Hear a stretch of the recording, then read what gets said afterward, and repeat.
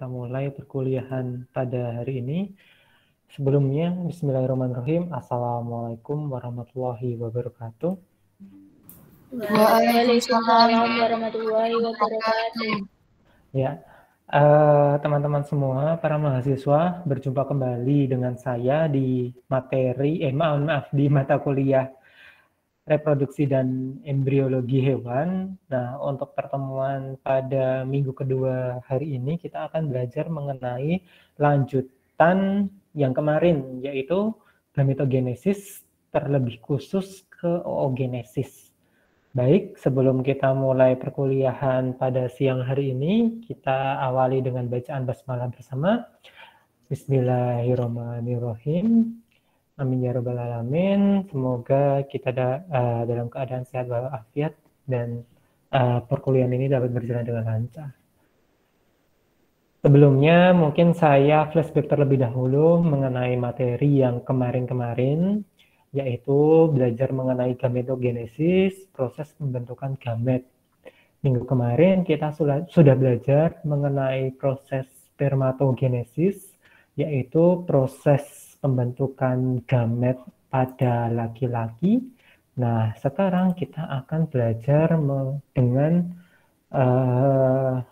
materi yaitu proses pembentukan gamet pada wanita, atau istilahnya itu adalah oogenesis.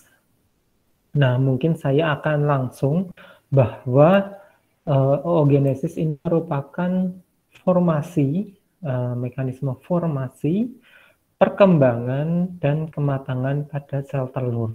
Jadi memang ada tahap-tahap proses strukturalisasi pada organ, jaringan maupun selnya.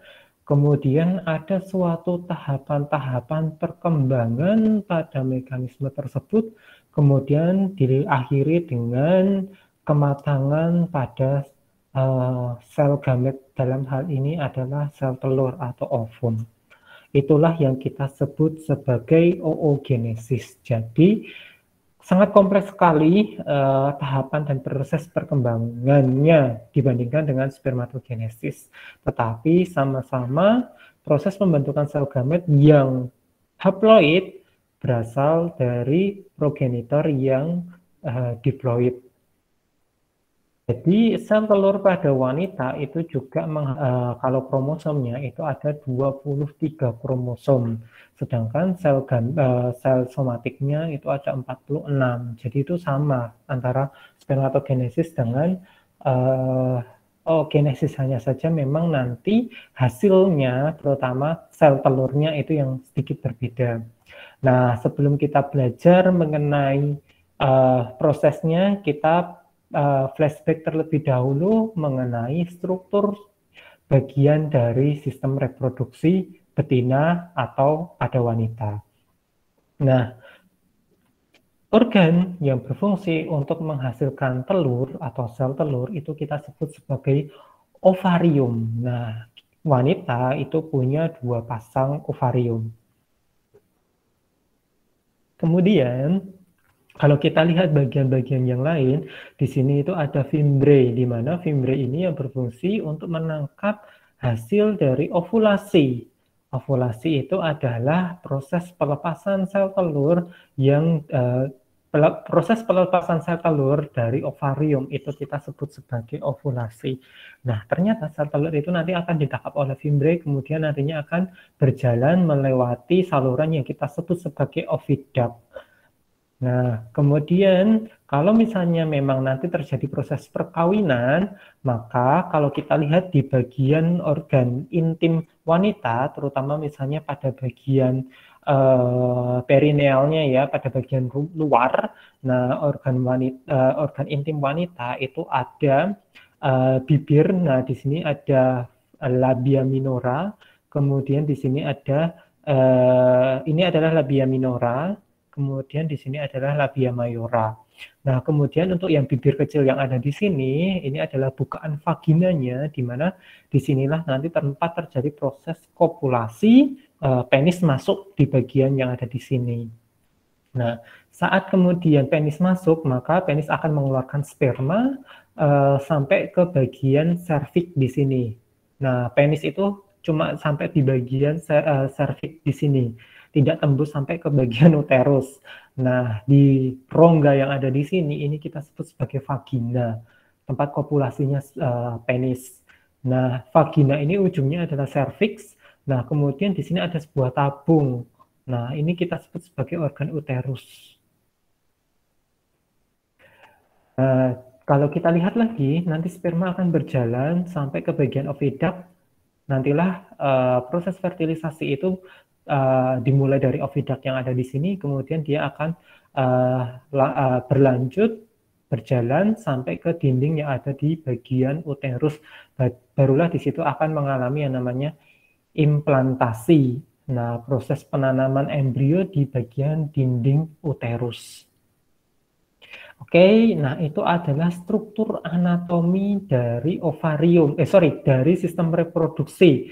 Nah, ovarium sendiri, kalau kita lihat, dia fungsinya itu ada dua. Yang pertama adalah oogenesis, fungsinya untuk menghasilkan sel telur. Kemudian yang kedua, dia akan menghasilkan hormon seks, terutama hormon seks pada wanita, estrogen dan progesteron. Bagaimana cara menghasilkan hormonnya? Nanti saya akan beritahu di slide selanjutnya. Saya next terlebih dahulu. Kita coba lihat bagian struktur jaringan, terutama organ-organ pada sistem reproduksi.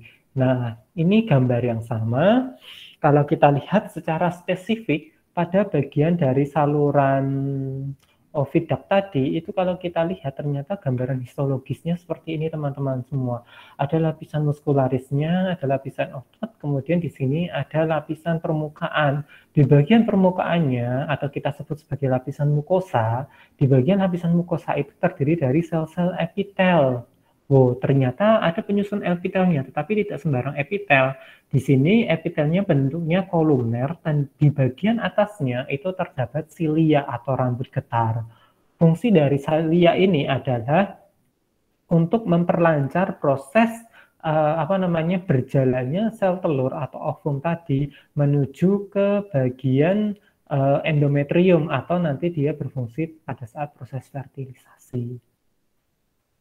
Kemudian kalau kita lihat lagi, nah di sini adalah uterus. Nah, di sini adalah rahim. Rahimnya perempuan, uterus ini ternyata tersusun atas 3 lapis dinding.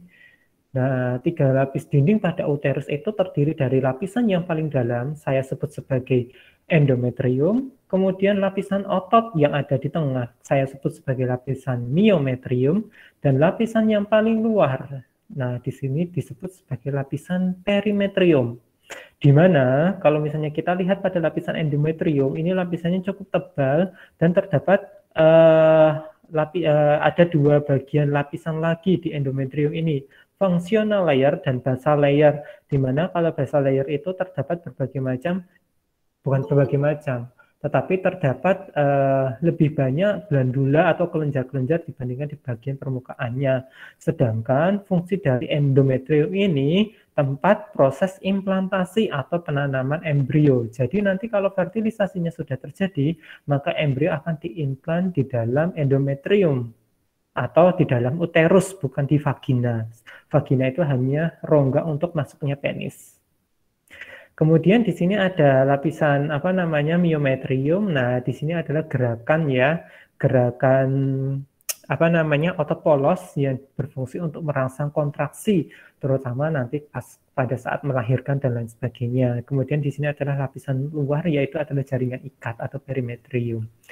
Kemudian kalau kita lihat lagi yang namanya organ reproduksi itu dilapisi oleh jaringan ikat, sehingga jaringan ikat ini itu akan membuat tempelan kuat pada organ reproduksi, sehingga organ reproduksi itu tidak bisa berpindah lokasi. Itu adalah salah satu fungsi jaringan ikat yang menempel pada bagian organ reproduksi. Nah, itu adalah struktur anatomis dan histologi mengenai organ reproduksi. Apakah ada yang ingin bertanya sambil saya lanjutkan? Ada yang kurang jelas?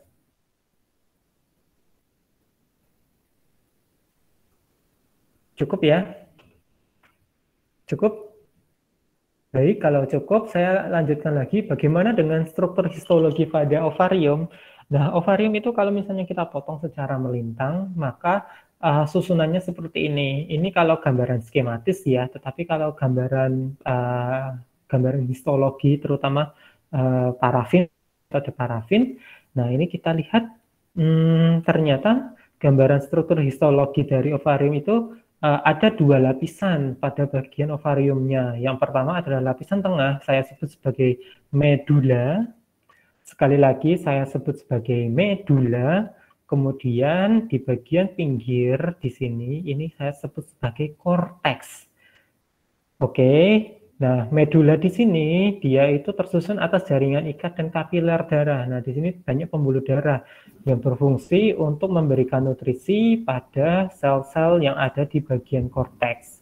Sedangkan sel-sel yang pada bagian korteks itu tempat atau proses oogenesis itu berada di bagian korteks yang ada di sini. Sekali lagi, proses oogenesis itu berada di bagian korteks, sedangkan medula itu berfungsi untuk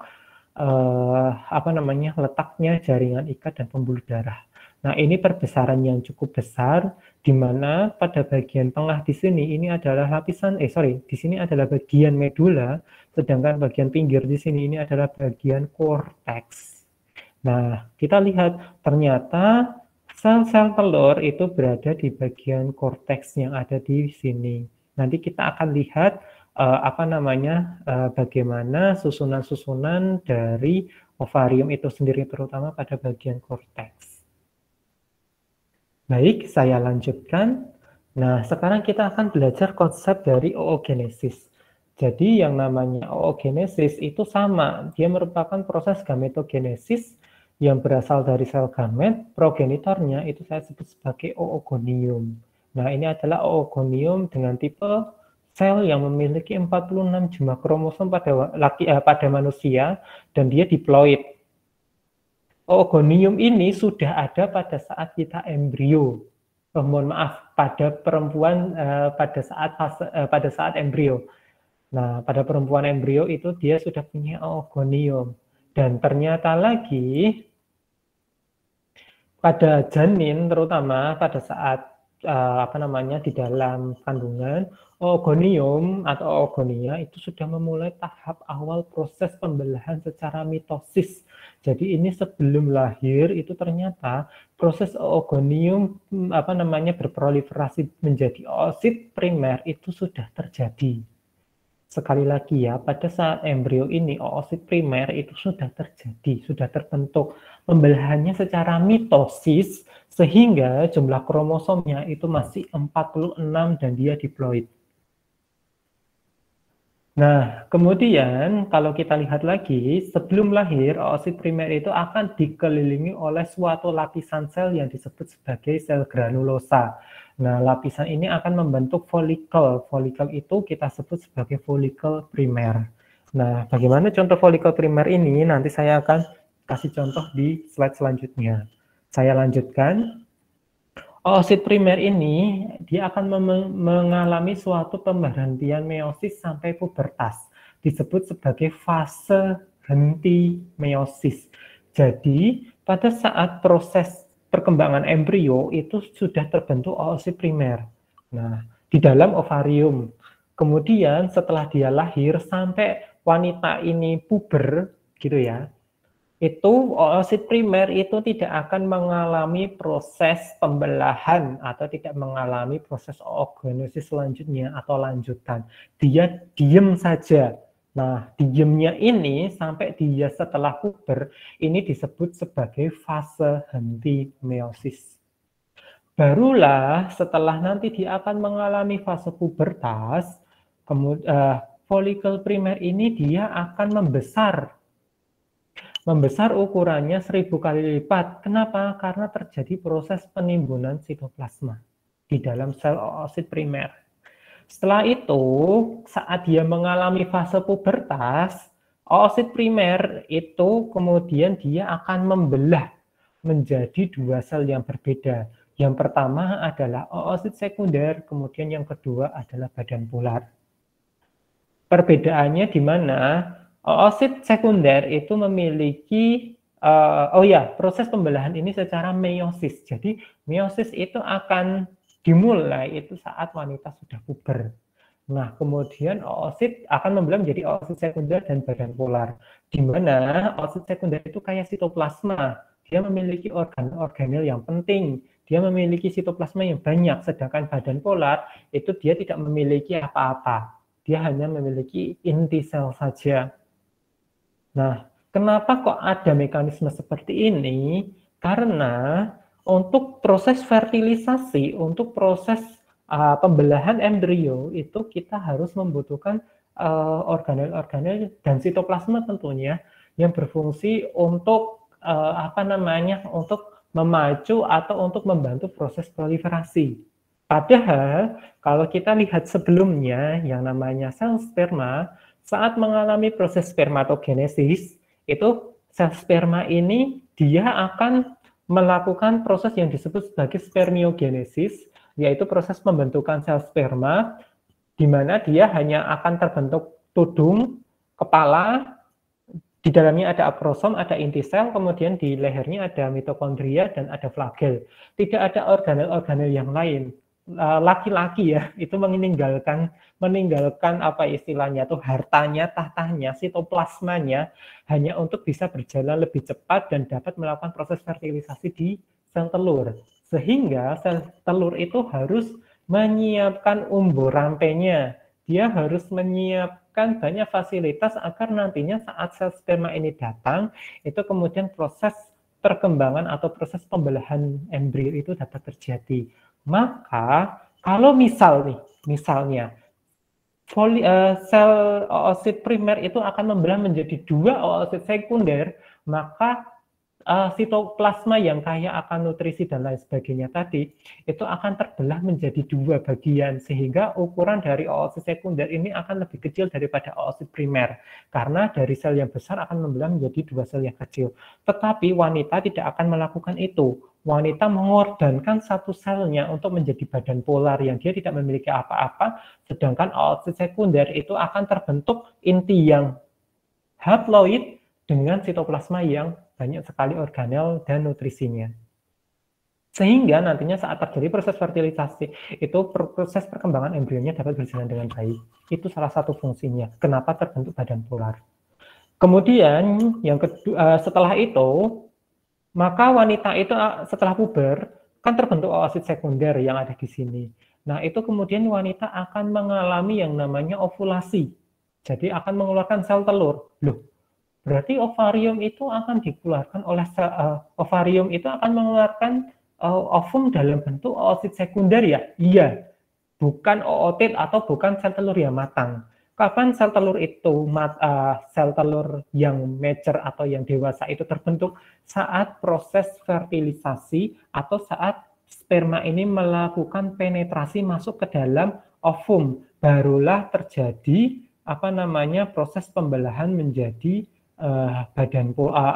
menjadi ootit dan badan polar yang kedua, sedangkan yang badan polar yang pertama itu membelah menjadi dua, dan badan polar yang ada di sini itu kemudian dia akan tereduksi atau menghilang. Nah, kemudian tadi ya oosit sekunder kaya dengan sitoplasma, ini sudah saya sampaikan. Jika terjadi fertilisasi, oosit sekunder akan menjadi ootit atau kita sebut sebagai mature ovum.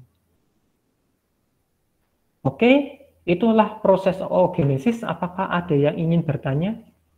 Atau ingin saya jelaskan kembali pada bagian mana yang kurang jelas?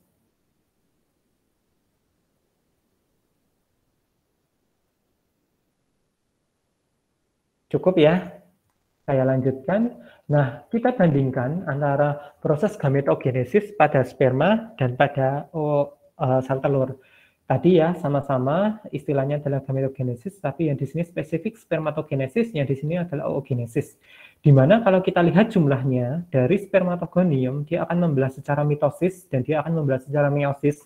Itu akan membentuk 4 sel sperma dari 1 spermatogonium. Tetapi kalau misalnya pada oogenesis tidak seperti itu, dia hanya akan membentuk 1 sel telur yang berasal dari satu berasal dari satu oogonium saja, karena tiganya itu akan membentuk badan polar. Fungsinya untuk apa? Sekali lagi, agar sitoplasma yang ada di sini dipertahankan, dan nanti saat terjadi fertilisasi itulah yang dipakai. Maka teman-teman masih ingat ya, sperma itu pakai mitokondria, digunakan untuk apa? Digunakan untuk proses pergerakan. Digunakan untuk energinya sperma itu dapat bergerak, tetapi pada saat sperma itu masuk ke dalam sel telur, sperma itu akan masuk ke dalam sel telur, yang dimasukkan itu hanya inti selnya saja, mitokondrianya habis dan ditinggal. Maka laki-laki itu cuma modalnya itu cuma inti selnya, sedangkan yang ada di dalam proses perkembangan embrio itu adalah mitokondria milik dari sel telur. Makanya semua manusia, laki-laki maupun perempuan, mitokondria yang ada di dalam tubuh kita itu berasal dari mitokondria ibu kita, bukan dari bapak kita. Itu anugerah dari Allah gitu ya, seberapa hebat ibu kita itu sampai memberikan mitokondrianya. Oke, seperti itu. Kemudian saya lanjutkan. Nah, kalau kita lihat lagi, oogenesis yang ada di sini itu ternyata bukan hanya sel telur saja yang berkembang, tetapi ada sel-sel yang di sekitarnya yang kemudian dia akan membantu proses perkembangan dari oogenesis tersebut. Mulai dari folikel yang ukurannya kecil sampai ukuran folikel yang besar. Nah, proses perkembangan dari folikel yang ada di sini itu kita sebut sebagai folikulogenesis, perkembangan folikel. Nah, jenis-jenisnya itu apa aja? Mulai dari folikel primordial, kemudian folikel primer, kemudian ada folikel sekunder atau folikel antrum, ada folikel de Graaff atau folikel yang sudah matang, kemudian ada sisa-sisa badan dari folikelnya ya, itu disebut sebagai corpus luteum dan corpus albicans. Ternyata sangat kompleks sekali ovarium yang ada pada wanita, itu dapat berkembang menjadi berbagai macam jenis folikel tergantung dari perkembangan dan sampai terjadi proses ovulasinya. Bagaimana caranya? Saya coba akan jelaskan.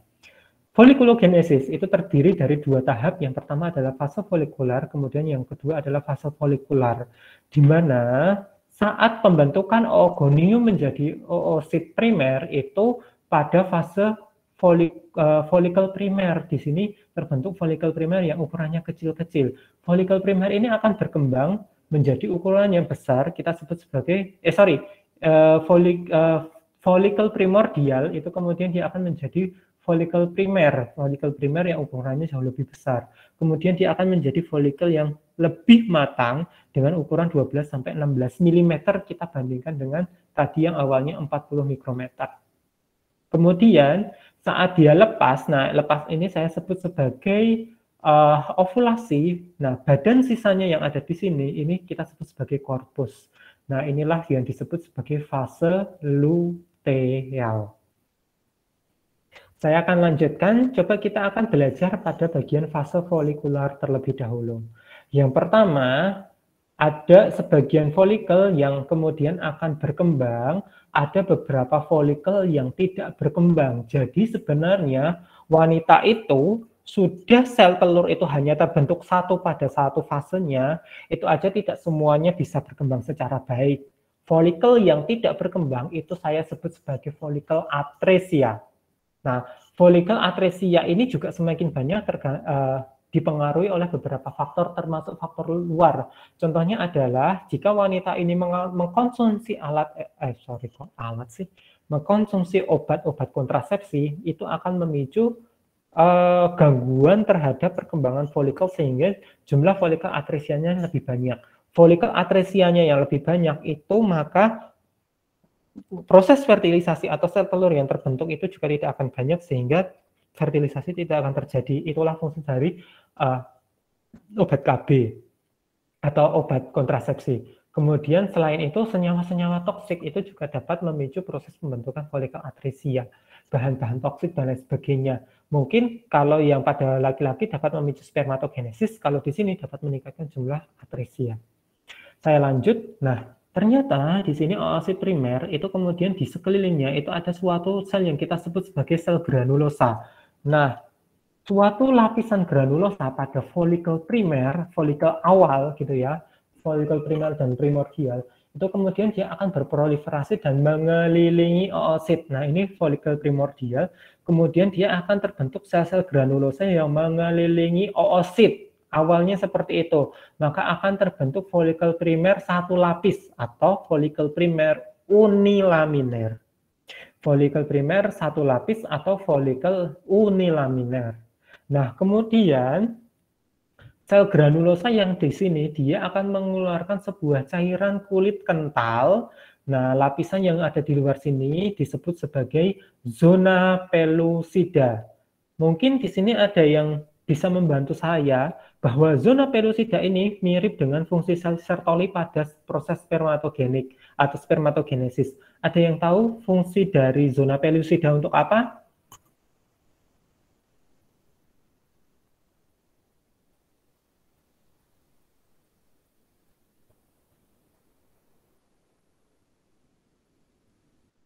Izin menjawab, Ya, Pak. silahkan. Untuk menyalurkan nutrisi? Ya, benar. Dia berfungsi untuk menyalurkan nutrisi. Jadi, nutrisi yang dari yang berasal dari lapisan-lapisan granulosa yang ada di sini, itu kemudian akan ditransfer di bagian zona pellucida yang ada di sini. Itu salah satu fungsi dari zona pellucida. Oke, kemudian sel-sel jaringan ikat yang berkontak dengan granulosa itu kemudian akan berproliferasi dan berdiferensiasi membentuk lapisan luar yang kita sebut sebagai sel TK. Nah, oke, sekarang saya lihatkan gambar yang ada di sini terlebih dahulu teman-teman semua.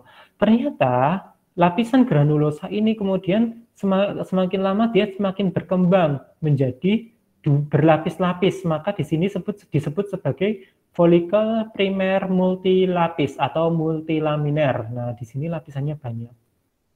Tetapi dia masih terhitung folikel primer, ditandai dengan di sini masih terbentuknya zona pellucida, kemudian di sini adalah sel telurnya. Nah, kemudian tadi ada sebuah jaringan ikat yang berdiferensiasi yang berhubungan dengan lapisan granulosa yang ada di sini. Saya sebut sebagai jaringan atau lapisan sel TK, bukan taman kanak-kanak, tapi THECA, TK, atau TK, TEKA kalau bahasa Indonesia. Ini adalah TK. Nah, ini adalah folikel primer multilaminer.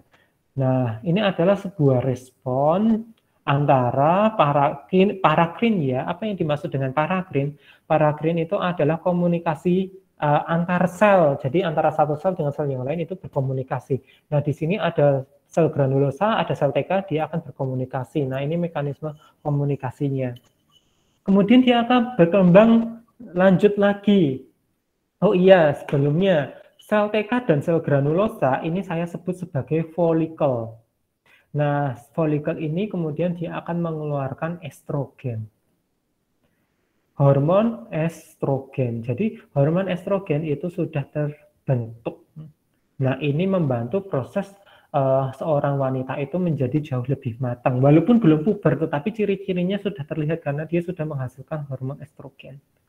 Setelah itu, semakin banyaknya hormon estrogen yang terbentuk, maka akan muncul sebuah rongga. Rongga ini terbentuk dari pecahnya granulosa yang ada di sini, dan ukuran granulosanya makin lama makin banyak.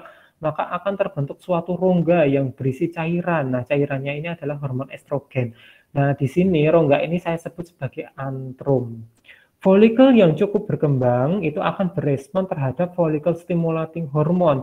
Jadi dengan hormon-hormon yang ada di luar atau hormon FSH, itu kemudian dia akan menangkap respon tersebut. Dia akan semakin responsif sehingga akan membuat perkembangan folikel yang di sini jauh lebih matang.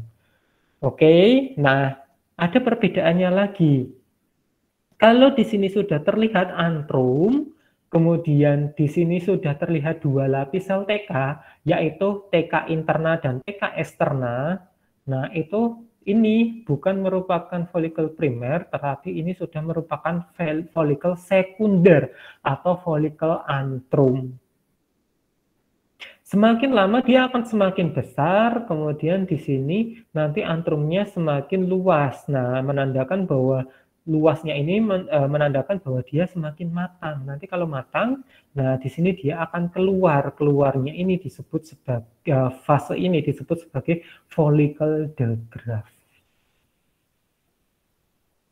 Nah, di sini salah satu contoh follicle primer. Nah, di sini oosit primer ya. Nah, ini oosit primer. Ini adalah apa namanya? Follicle primordial yang masih satu lapis tipis kecil-kecil. Nah, di sini ini adalah follicle sekunder. Ditandai dengan apa? Ditandai dengan oosit primer. Di sini adalah sel-sel granulosa. Ini adalah sel-sel granulosanya. Di sini ada rongga cairan. Di sini disebut sebagai antrum. Nah, kemudian dia akan dikelilingi oleh jaringan ikat yang disebut sebagai sel TK. Nah, kalau kita lihat ini adalah follicle primer. Nah, di sini follicle primer satu lapis, masih kelihatan satu lapis, unilaminar follicle. Ini adalah sel granulosa yang masih satu lapis. Ini adalah sel telurnya atau oosit primer. Sedangkan di sini ini adalah oosit primer. Ini zona pelusidanya terlihat lebih tebal teman-teman semua, tetapi lapisan granulosanya banyak. Berarti ini adalah, tetapi kita nggak lihat antrum, berarti ini adalah follicle primer multilaminar. Oke, nah sekarang saya lanjut lagi. Lingkungan hormonal pada fase folikuler itu kemudian mendorong pembesaran dari folikel praantrum menjadi folikel sekunder. Kenapa? Karena dia bisa menangkap FSH, kemudian dia akan menjadi semakin jauh, semakin lebih matang lagi. Nah, folikel sekunder itu kaya akan estrogen, sehingga terbentuk rongga antrum. Pembentukan folikel yang matang atau folikel degrowth itu ditandai dengan banyak sekali reseptor FSH. Nah, ini kita nggak bisa lihat ya kalau cuma seperti ini, tapi kalau secara molekuler kita bisa lihat reseptor FSH, sehingga stimulus stimulus dari FSH itu semakin meningkat. Dengan stimulus FSH yang semakin meningkat dan adanya stimulus dari luteinizing hormon juga, itu akan memicu proses yang namanya ovulasi, yaitu folikel matang itu nanti dia akan menonjol, kemudian keluar ke permukaan dari ovarium, kemudian pecah. Kemudian dia akan ditangkap oleh fimbriae, barulah nanti dia akan lari ke oviduct. Itu yang disebut sebagai proses ovulasi. Nah, sebelum ovulasi, ternyata oosit primer yang ada di sini, itu kemudian dia akan membelah menjadi oosit sekunder dan badan dan badan polar. Kemudian kalau kita lihat di sini adalah oosit sekunder, di sini adalah oosit sekunder. Ternyata bagian-bagian dari oosit sekunder itu terdiri, saat dia nanti lepas atau dia akan mengalami ovulasi, itu bukan hanya oosit sekunder saja yang keluar, tetapi dia keluar bersamaan dengan lapisan zona pelusida, kemudian lapisan dari sel-sel granulosa yang melingkari yang ada di sini. Sehingga bukan hanya satu sel telur saja yang keluar, tetapi ada hiasan-hiasannya atau sel granulosanya juga ikut keluar.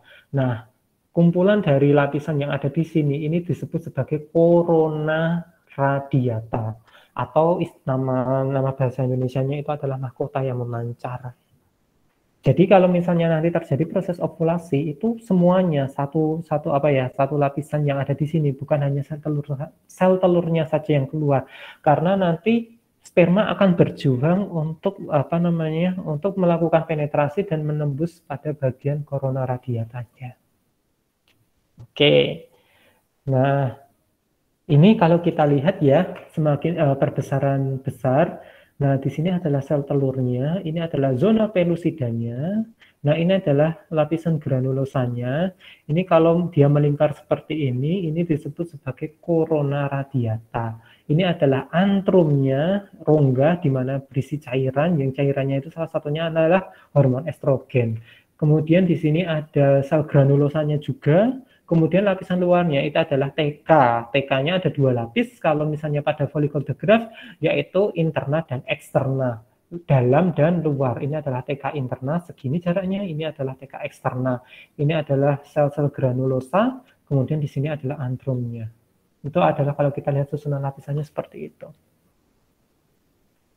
Oke, nah teman-teman semua nanti pada saat presensi silahkan saya menuliskan password biar teman-teman mendengarkan secara utuh gitu ya. Nah, password pada hari ini yang dimasukkan ke dalam presensi silahkan kalian ketik Corona Radiata, CORONA, Corona Radiata, RADIATA, Radiata. Sekali lagi Corona Radiata. Silahkan nanti masukkan di presensi. Saya lanjut. Kemudian di sini salah satu contoh gambar ovulasi gitu ya, sel telur yang diovulasikan.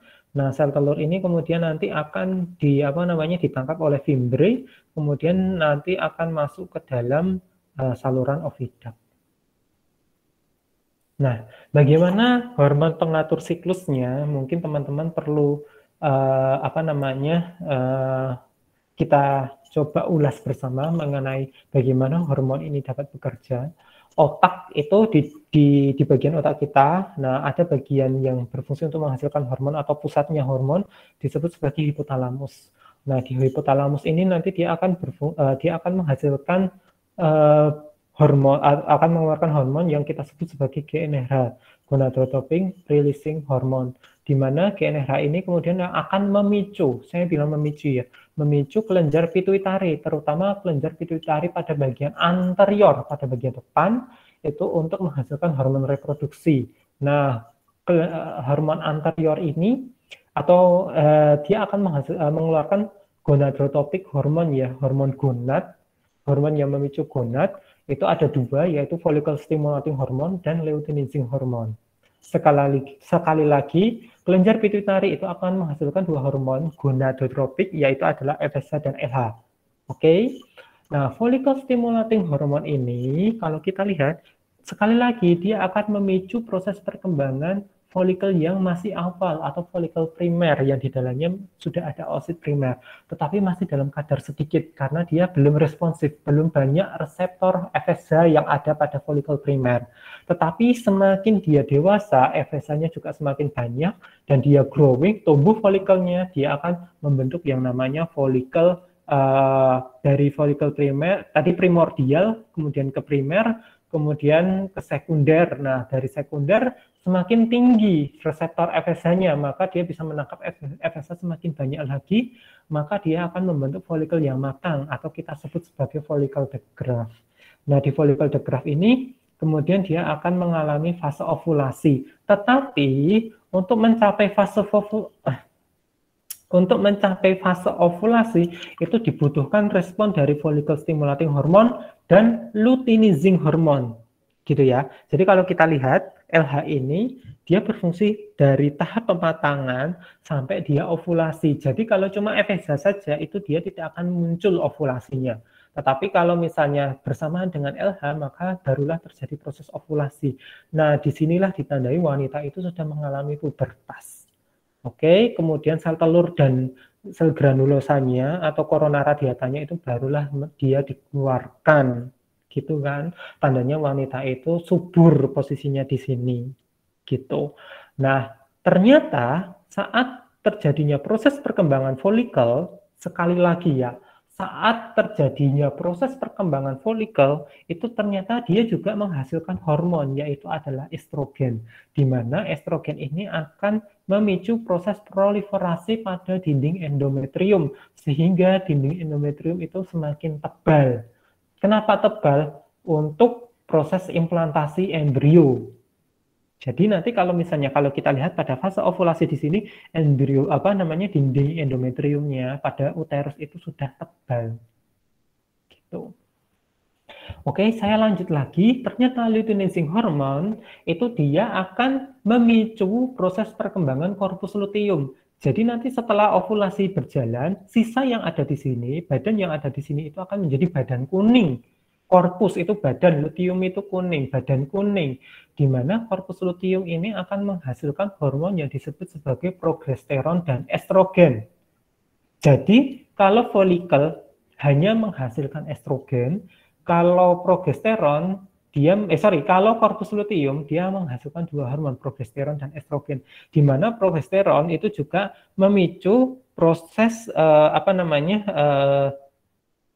memicu endometrium untuk untuk membentuk kapiler-kapiler darah sehingga vaskularisasi atau proses pembentukan kapiler darah itu dapat mendukung implantasi pada embrio sehingga nanti embrionya teraliri oleh darah dan diberikan nutrisi dan pasokan oksigen sehingga tetap bisa berkembang dengan baik. Itulah fungsi dari progesteron.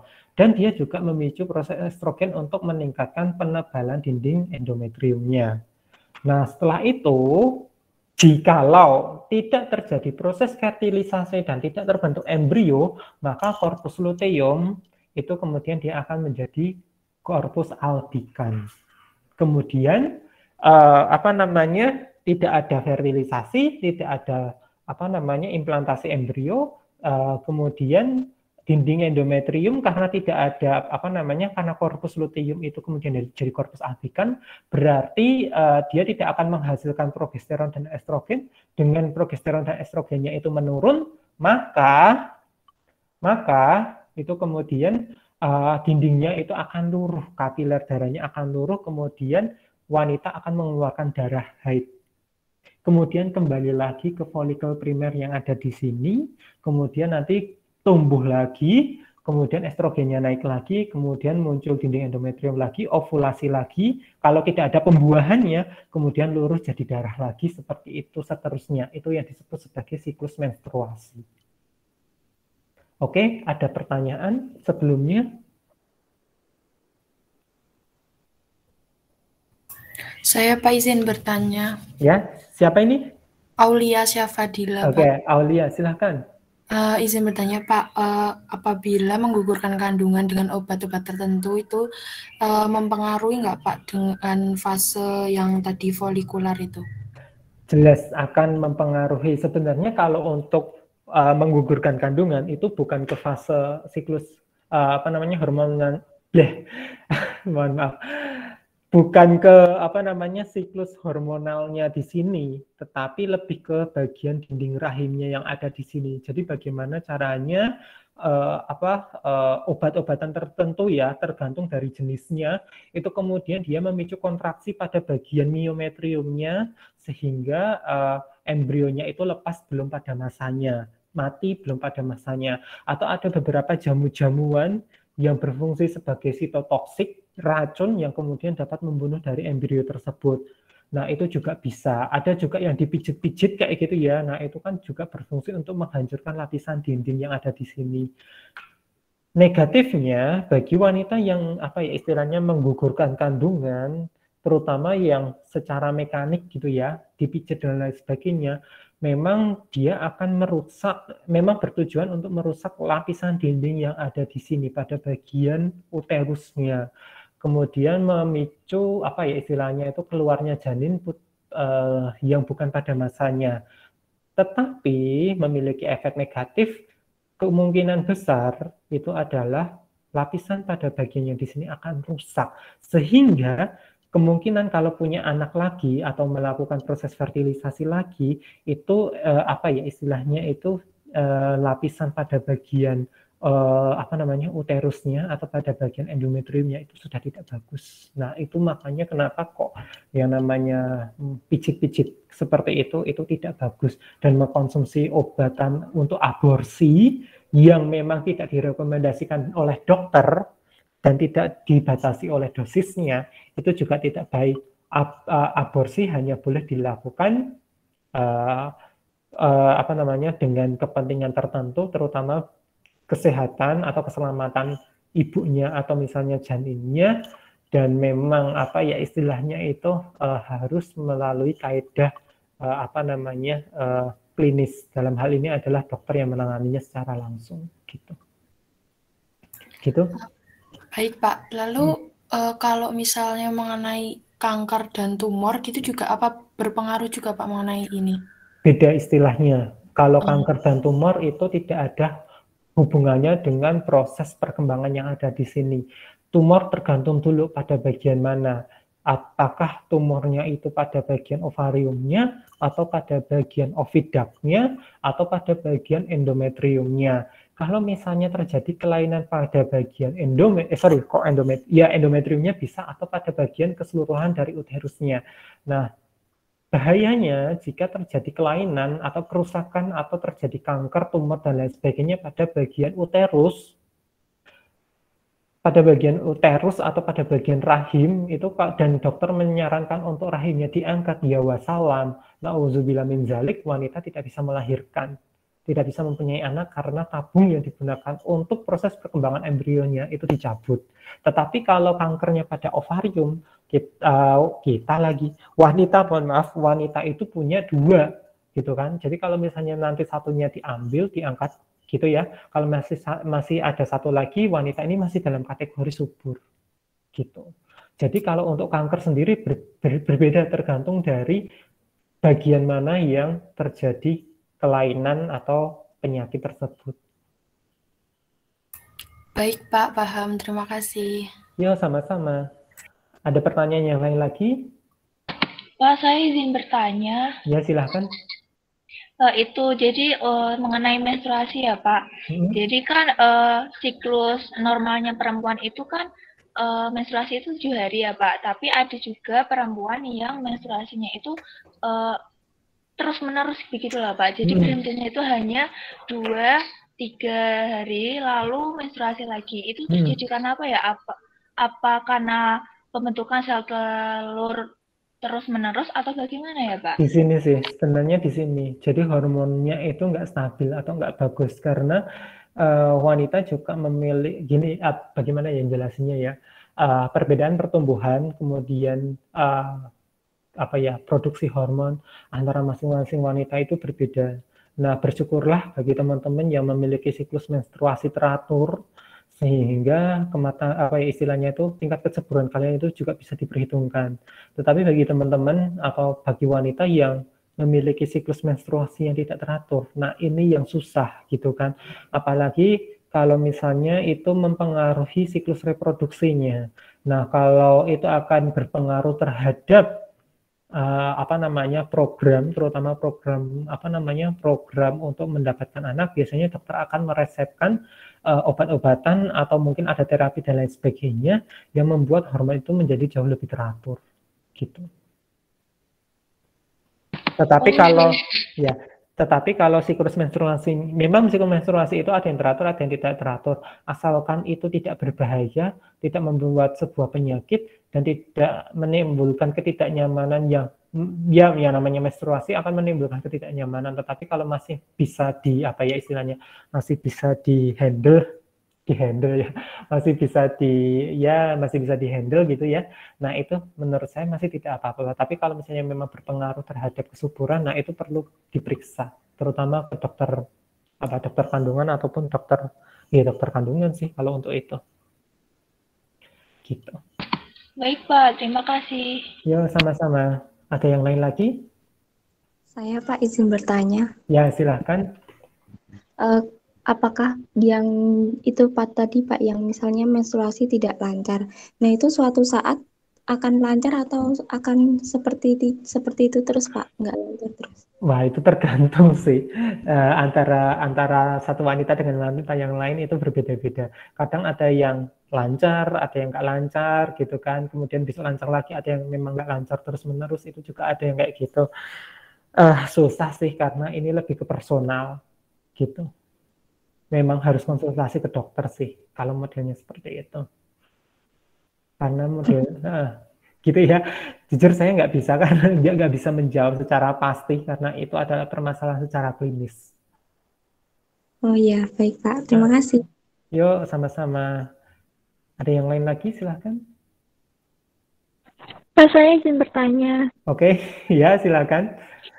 Pak, kan kalau misalnya lagi menstruasi gitu kan ada yang ngerasain gejala kayak nyeri perutnya, terus bahkan sampai mual-mual. Nah, itu tuh kaitannya gimana Pak sama peluruhan gitu?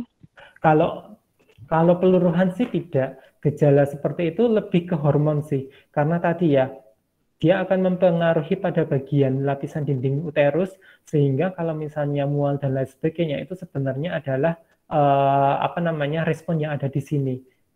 respon pada saat terjadi penebalan atau penipisan pada bagian dinding endometrium.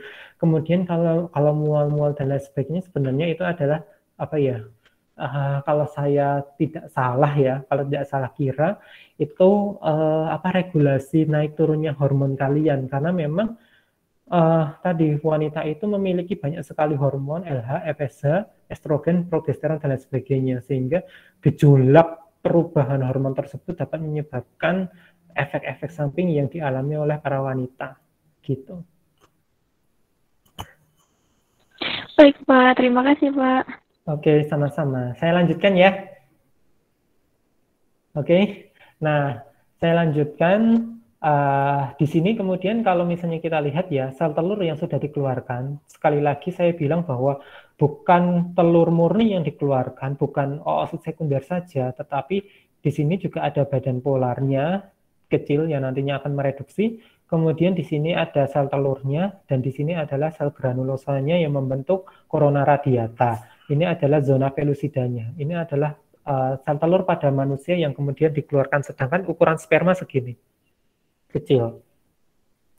Gitu ya. Nah, ternyata ini ada yang lain lagi, tipe sel telur yang lain lagi, kayaknya hampir sama deh. Di sini adalah corona radiatanya, ini adalah telurnya, ini adalah zona pelusidanya. Nah, ternyata kalau kita lihat pada bagian sel telur itu ada beberapa struktur atau pelapis. Yang pertama adalah granula kortika, membran vitelin, dan zona pelusida. Di sini adalah zona pelusida yang kalau misalnya kita temukan pada katak, itu zona pelusidanya tebal. Mungkin kalau teman-teman lihat telur katak, itu ternyata ada bagian selubung jeli yang besar, itu adalah zona pelusidanya pada katak. Kemudian kalau misalnya membran vitelin, jadi gini, ada sebuah cadangan makanan yang saya sebut sebagai yolk atau kuning telur. Nah, pelapis atau pelindung dari yolk tersebut itu disebut sebagai membran vitelin. Jadi dia merupakan selubung protein yang ditemukan pada berbagai macam jenis spesies di telurnya. Nah, ini adalah membran vitelinnya. Nah, kemudian ada lagi granula kortika. Besok kita akan lihat bagaimana granula kortika tersebut. Tetapi yang jelas, granula kortika ini berperan dalam reaksi fertilisasi. Tujuannya apa? Granula kortika ini akan bertujuan untuk melindungi sel telur saat proses fertilisasi, saat penetrasi oleh sperma, hanya satu sel sperma saja yang masuk, bukan sperma yang banyak. Jadi nanti kalau spermanya satu sudah masuk, ya udah, nanti akan menutup. Nah, ini adalah lapisan pada bagian granula kortika. Nanti kita akan belajar pada mekanisme fertilisasi. Saya lanjut. Nah, ternyata jenis lapisannya pelindung dari sel telur itu banyak ya. Nah, di sini tadi ya lapisan zona pelusida yang pada embrio katak gitu yang bening, atau misalnya pada telur burung atau misalnya pada telur ayam itu zona pelusida itu adalah bagian putihnya, itu adalah zona pelusida. Kemudian di sini ada membran vitelin, di mana dia yang berfungsi untuk melapisi yolk atau kuning telur. Nah, kalau misalnya pada telur seperti ini, telur ayam maksud saya, kemudian embrionya itu kecil. Kalau kita lihat lagi, ada beberapa spesies atau jenis-jenis hewan yang dia memiliki telur keras, dia memiliki cakang telur. Dan ternyata cakang telur itu strukturnya itu bukan suatu yang padat, tetapi ada rongga-rongganya. Rongga-rongga itu berfungsi untuk sirkulasi udara. Jadi tetap ada oksigen dan karbon dioksida yang dapat keluar masuk agar embrio tersebut dapat tetap hidup.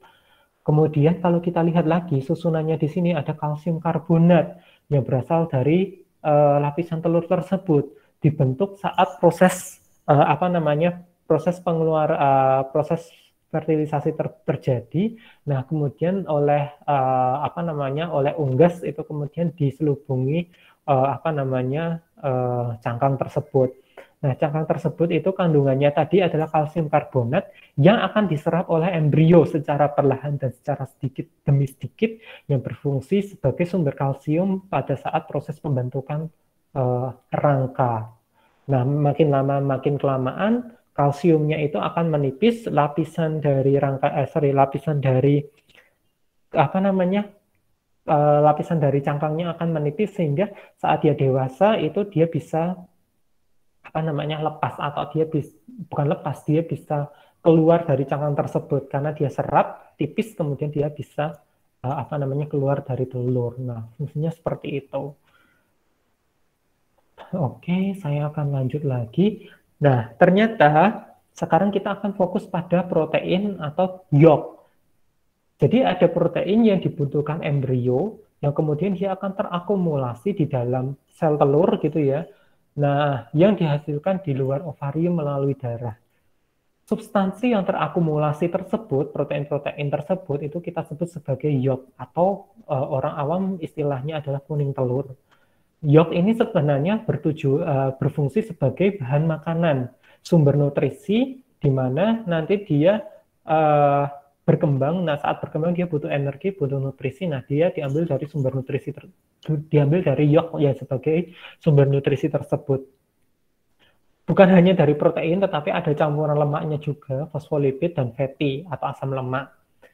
Nah, kalau misalnya pada manusia, yolk itu disintesis di dalam hatinya induk gitu ya, berbentuk platelet yolk, jadi kepingan yolk yang kecil-kecil, kemudian dialirkan oleh aliran darah, masuk ke dalam ovarium, dari ovarium ditransfer ke bagian lapisan folikel, kemudian diserap oleh oosit secara pinositosis. Yolk juga dapat disintesis dalam retikulum endoplasma dan Golgi. Ini bagi hewan-hewan yang dia tidak memiliki pembuluh darah. Selain itu, yolk juga terdapat glikogen yang berfungsi sebagai sumber energi. Nah, dari sumber yolk yang ada di sini, dari ukuran yolk terutama, ternyata yolk yang dihasilkan antara satu spesies dengan spesies yang lain itu beda-beda. Dari situ kita bisa menentukan tipe-tipe telur.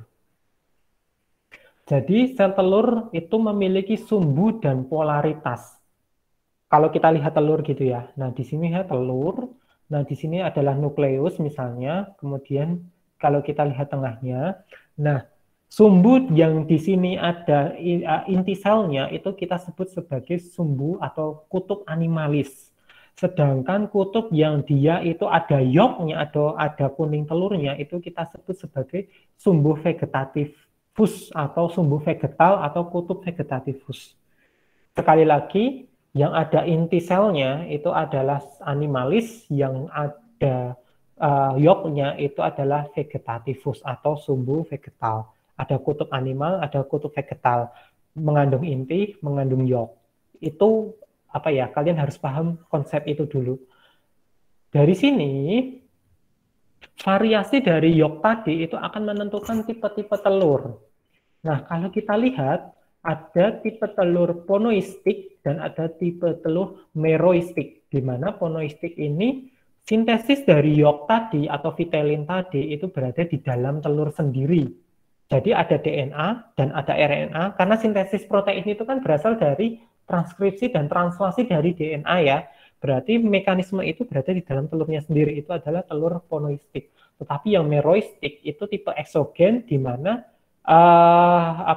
sintesis DNA dan RNA-nya itu berasal dari folikelnya induk, kemudian masuk melalui jembatan sitoplasma. Nah, ini yang dimiliki oleh kita. Oke, balik lagi ke ada tidaknya yolk dan ukuran dari yolk. Nah, teman-teman semua perhatikan dengan seksama.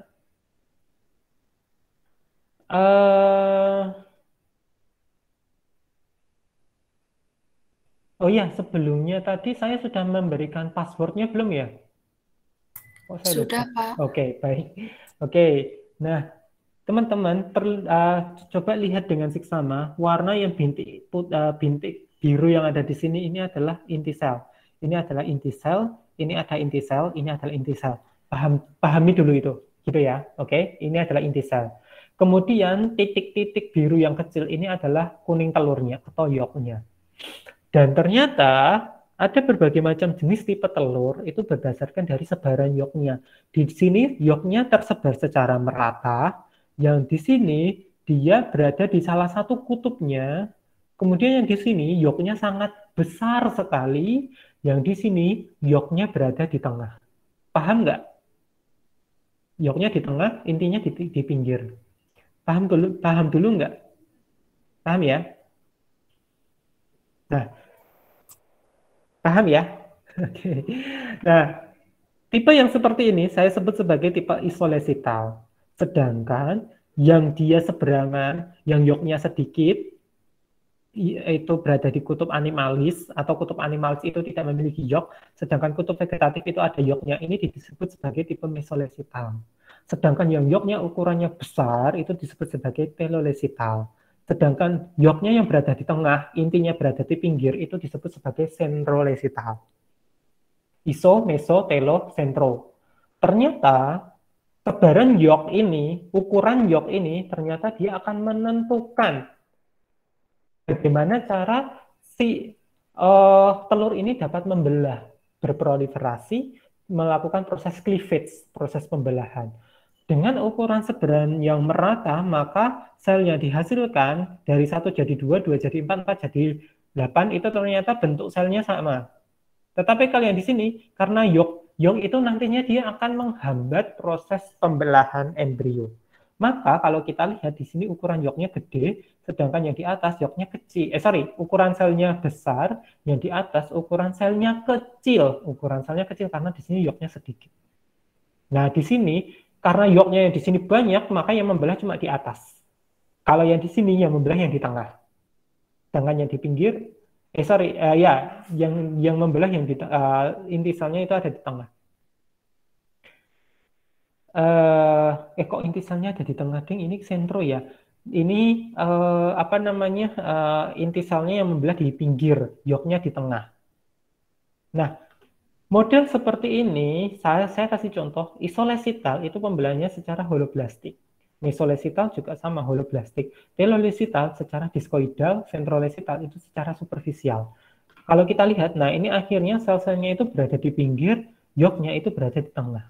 Yang di sini belahnya cuma di atas. Yang di sini ukurannya berbeda-beda. Yang di bawah ukurannya besar, yang di atas ukurannya kecil. Kalau yang di sini karena simetris, maka bentuk selnya juga simetris. Nah, ini adalah tipe-tipe proses pembelahan dari embrio. Jadi, adanya yolk dan sebaran dari yolk itu ternyata menentukan patterns, menentukan patterns itu apa ya? Menentukan bentuk dan menentukan arah proses cleavage-nya itu seperti apa, gitu. Nah, ini ya tipe-tipe ya, isolesital, mesolesital, telolesital, dan centrolesital. Nanti untuk bagaimana diskoideal, kemudian holoblastik dan lain sebagainya, nanti kita akan belajar di pertemuan selanjutnya. Nah, ini salah satu contoh tipe isolesital, karena simetris, yolknya itu berada di tersebar rata, intinya di tengah. Saat dia membelah itu ukuran selnya itu simetris. Nah, ini contohnya pada landak laut. Sedangkan centrolesital, nah ini saya kasih contoh ya, yolknya di tengah, inti selnya atau germ bandnya ya, calon embrionya itu ada di pinggir, sehingga nanti proses pembelahan embrionya itu ada di pinggir, yolknya itu ada di tengah. Nah, centrolesital ini contohnya pada serangga. Kalau mesolesital, karena tadi inti selnya ada di kutub animalis, yolknya ada di kutub vegetatif, contohnya pada katak. Nah, ini ternyata nanti proses pembelahannya seperti ini, nggak rata. Kalau telolesital, nah teman-teman mungkin pernah lihat telur ayam yang ada embrionya ya, embrionya sangat kecil sekali, titik gitu ya, sedangkan sisanya itu adalah kuning telur atau yolknya. Nah, yolknya itu ukurannya besar, itu contoh pada burung dan contohnya pada zebrafish atau pada ikan. Ikan itu yolknya juga ukurannya besar. Nah, ini tipe telolesital, gini. Ada lagi tipe alesital, jadi kelihatan seperti tidak punya yolk, tetapi sebenarnya ada, ukurannya sangat kecil, berupa platelet kecil-kecil keping-kepingan kayak gini. Nah, ini salah satunya pada mamal, tipenya adalah alesital.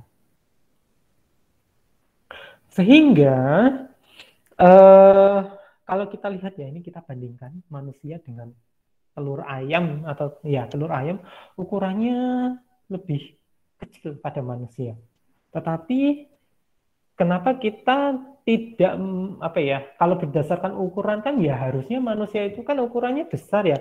Kenapa kita tidak memiliki bentuk telur yang lebih besar dibandingkan dengan telur ayam? Ada yang bisa membantu saya nggak? Ada yang bisa menjawab? Kenapa kita tidak membutuhkan ukuran telur yang besar ini menandakan bahwa oh yolknya banyak ya? Oke, pertanyaan yang berbeda lagi. Kenapa manusia tidak membutuhkan jumlah yolk yang banyak? Padahal yolk itu adalah sumber nutrisi, sumber energi, nutrisi untuk proses pembelahan. Kenapa kita tidak membutuhkan yolk dalam jumlah yang banyak? Padahal ayam itu butuh yang banyak. Ada yang bisa jawab?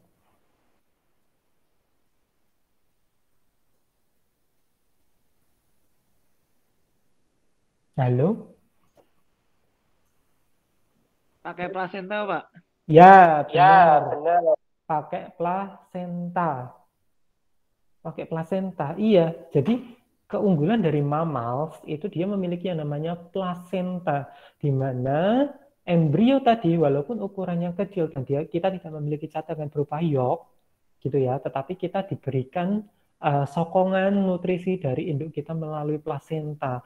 Dan salah satu keunggulan plasenta daripada telur cangkang adalah kita masih dilindungi induk kita sampai kita mau dilahirkan. Jadi sampai kita siap benar-benar bisa bergerak, bisa aktif gitu ya, bisa hidup di dunia, kita itu masih proses perkembangannya itu berada di perut. Berada di dalam perut itu salah satu keunggulan kita tidak bisa kita tidak diganggu oleh faktor-faktor luar termasuk lingkungan ataupun predator. Itu kalau misalnya pada mamal ya, seperti itu. Sedangkan kalau misalnya pada telur, nah kalau misalnya induknya itu nanti pergi dan lain sebagainya, maka predator itu kemungkinan akan memangsa.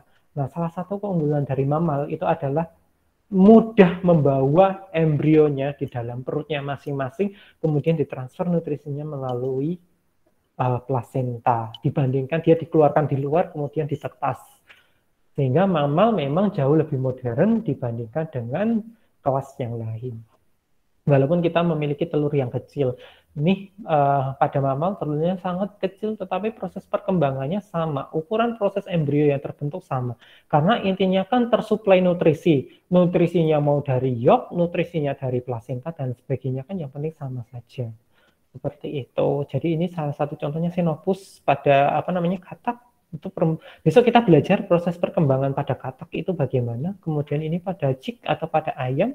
Nah ini hasil embrionya seperti ini, ukurannya 10 mm itu segini loh, padahal ini 1 mm itu ukurannya kecil sini. Jadi telur mamal itu jauh lebih kecil, paling kecil malahan. Zebrafish itu ukurannya besar gitu. Oke, mungkin itu saja mengenai oogenesis, proses pembentukan telur. Sebelum saya akhiri, apakah ada pertanyaan?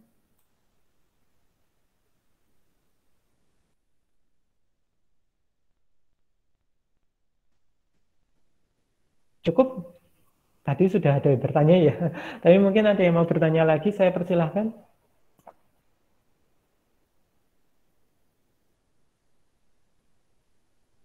Sudah? Cukup ini? Cukup, Pak. Oke, baik. Kalau cukup, mungkin itu saja yang bisa saya sampaikan. Tidak perlu banyak-banyak gitu ya materinya. Yang penting teman-teman paham materi apa yang saya sampaikan. Untuk minggu depan kita akan belajar tentang proses fertilisasi. Nah, bagaimana proses fertilisasi, penetrasi sperma ke sel telur, kemudian bagaimana proses pembelahannya nanti kita akan pelajari di minggu ketiga. Baik, mungkin itu yang bisa saya sampaikan. Marilah kita akhiri pertemuan hari ini dengan bacaan alhamdulillah bersama-sama. Alhamdulillahirrahmanirrahim. Terima kasih semuanya. Sehat selalu. Setelah ini nanti mungkin presensi di link Google Classroom ya. Nanti saya akan berikan linknya. Terima kasih. Wassalamualaikum warahmatullahi wabarakatuh. Waalaikumsalam warahmatullahi wabarakatuh.